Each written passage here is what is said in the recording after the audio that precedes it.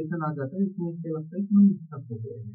तो वो लोग क्या कॉमनली मिस्टेक करते हैं, तो यहाँ पर कुछ कॉमन चीजें राइटिंग मिस्टेक होती है जिसको हमको अवॉइड करना होता है, ऐसी चीजों को हम समझेंगे। तो जो पहला रीजन होता है उसमें पुअर प्लानिंग होती है। बहुत सारे स्टूडेंट्स रिसर्चर अपने प्लानिंग लिखे ही बिना उस थीसिस को लिखने लगते हैं, तो उससे क्या होता है कि वैसी थीसिस बनने की तरफ वो आगे बढ़ रहे होते हैं। तो इसका जो सोल्यूशन है कि आपको पहले क्या है, आउटलाइन बना लेना चाहिए, प्रॉपर प्लानिंग कर लेनी चाहिए, तो जो है आपका ये प्रॉब्लम दूर हो सकता है। दूसरा क्या है कि lack of clear research question. जब रिसर्च क्वेश्चन ही क्लियर नहीं होते तो पूरी रिसर्च ही अनक्लियर होती है। अपने रिसर्च क्वेश्चन को क्लियर और कंसाइज रखें, तो इससे क्या रहेगा कि क्लियरिटी काफी रहेगी कि हमको किस तरीके से आगे बढ़ना है। जो तीसरा रीजन होता है, लिटरेचर रिव्यू को हल्के में लेना या इग्नोर करना। तो लिटरेचर रिव्यू को स्किप करने से आपकी रिसर्च बहुत ही हल्की हो जाती है, सही हो जाती है। तो पहले एग्जिस्टिंग नॉलेज को समझिए, उसको जानना बहुत जरूरी होता है। जब तक आप उसको नहीं समझेंगे तब तक आपकी जो रिसर्च में डेप्थ है वो नहीं आ पाएगी, और आपको समझ में नहीं आएगा कि आगे इस फील्ड में कितना ज्यादा काम हो चुका है। पता लगा कि जो काम हो चुका है वही काम आप दोबारा कर दिए, तो हमको जो है अपने रिसर्च में लिटरेचर सर्वे का भी काफी ज्यादा इम्पोर्टेंट है, उसको भी समझना चाहिए। चौथा जो कारण होता है वो प्रोक्रास्टिनेशन होता है। हम लोग टाल मटोल करते ही हैं, तो एक बहुत ही कॉमन प्रॉब्लम है रिसर्च राइटिंग को। जब हम प्रोक्रास्टिनेट करते हैं तो हमारा जो पूरा शेड्यूल होता है, जो हमारा कमिटमेंट रहता है, वो खराब हो जाता है। तो रेगुलर शेड्यूल बनाइए और उसको ऐसा शेड्यूल बनाइए जिसको आप फॉलो कर सकें, जिसमें प्रोक्रास्टिनेशन ना हो। जो नेक्स्ट चीज है हमारा कि हम इसको जो है रिसर्च को स्टेप बाय स्टेप कर सकते हैं। जैसे हमने अगर मान लिया कि एकदम लिख दिया कि थीसिस लिखना है, तो वो क्या है बड़ा सा गोल हो जाएगा। लेकिन अगर हम इस चीज को एक बड़ा सा गोल ना बना करके एक छोटा छोटा टाइप का गोल बनाए और उस स्टेप बाय स्टेप लिखें, तो शायद ये काम थोड़ा आसानी से हो सकता है। तो जैसे अगर हम देखें स्टेप बाय स्टेप हम इसको कैसे लिख सकते हैं, कि पहला स्टेप हम इसको क्लियर ऐसे करें कि आइडेंटिफाई रिसर्च प्रॉब्लम। तो सबसे पहले अपने रिसर्च प्रॉब्लम को क्लियर कीजिए।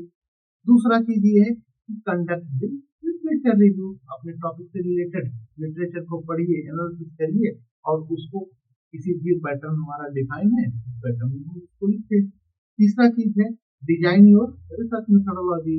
डिसाइड कीजिए कि आपको रिसर्च क्वालिटेटिव करना है या क्वांटिटेटिव करना है, या कौन से मेथड में आपको रिसर्च करना है। चौथा है डेटा कलेक्शन, अपने रिसर्च के लिए रिलेवेंट डेटा कलेक्ट कीजिए। पांचवा है कि आप कलेक्टेड डेटा को एनालाइज कीजिए और कंक्लूजन ड्रॉ कीजिए।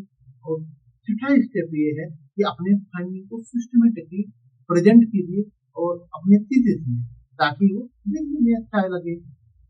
तो जो एडवांस रिसर्च टेक्निक है पीएचडी स्टूडेंट के लिए, अगर वो पीएचडी कर रहे होते तो उनको काफी ज्यादा एडवांस टेक्निक की जरूरत पड़ती है। तो जैसे क्रिटिकल थिंकिंग, अपने रिसर्च के हर एस्पेक्ट को क्रिटिकली इवेल्युएट करना होता है, ओरिजिनल कंट्रीब्यूशन देना होता है। पीएचडी में आपसे एक्सपेक्ट किया जाता है कि आप अपने फील्ड में कुछ एक्चुअल और ओरिजिनल कंट्रीब्यूशन करने वाले हैं।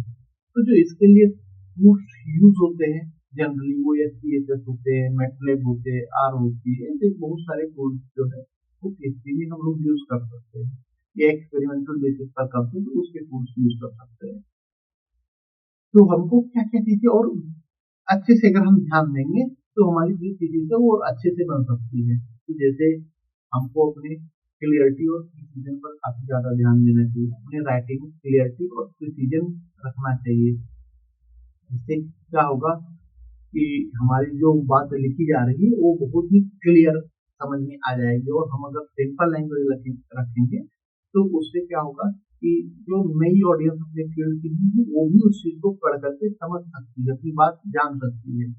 और स्ट्रक्चर्ड अप्रोच के साथ अपनी चीजें को प्रॉपरली स्ट्रक्चर करना होता है। उसमें introduction, body, conclusion, regular feedback अपने सुपरवाइजर से भी लीजिए, जो पीएस लोग हैं उस फील्ड में उनसे आप फीडबैक लीजिए। और जो उसमें कॉमन चीज हम लोग देखते हैं जो सबसे ज्यादा फ्रस्ट्रेशन में लाती है वो होती है टाइम मैनेजमेंट। तो अपने टाइम को भी सेंसली मैनेज कीजिए, जो डेडलाइन सेट कर रहे हैं उनको आप कैसे भी करके मीट कीजिए। और प्लेगरिज्म का इशू तो आता ही है, तो उससे बच के रहिए और उसको कोशिश कीजिए कि जो प्लेगरिज्म आ रहा है आपको, वो प्लेगरिज्म को हटाते रहिए। तो अभी तक हमने जो समझा कि पीएचडी क्या है, चैलेंजिंग प्रोसेस है, लेकिन अगर आप सिस्टमेटिकली सिंपली काम करते हैं तो आप डेफिनेटली सक्सेस पा पाएंगे। और अगर वीडियो आपको पसंद आया तो इसको लाइक देना, सब्सक्राइब कीजिए।